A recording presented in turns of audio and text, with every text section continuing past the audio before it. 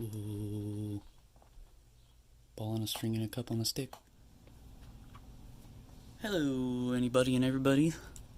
This is Jim or Jenkins, and welcome to a lockpicker's basement. Today I've got this here Master Lock 77. My brother actually got me this as a gift when he went on vacation. It's quite an interesting lock. I had never seen anything like it before. I had no idea of the lion head design here, nor had I ever seen the Master Lock lion key, which I quite like. I've been carrying this lock around in my pocket ever since.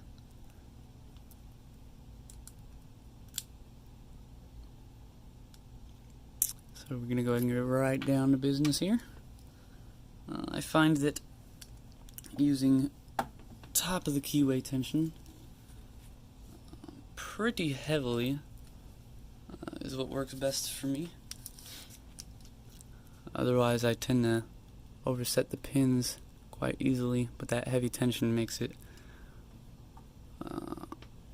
harder, gives it less time to overset, less space, however you want to put it. So we're gonna go ahead and do 1, nothing there, 2, got a click, 3, click,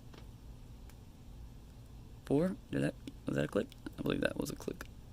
So I'm gonna hit back to 1, nope, I don't think 4 did click.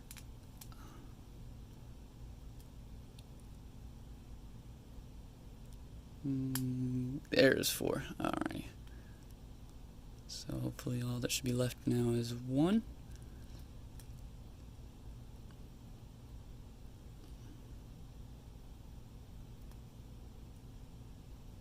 I'm not quite, there he is. Got the open. Click, click, click.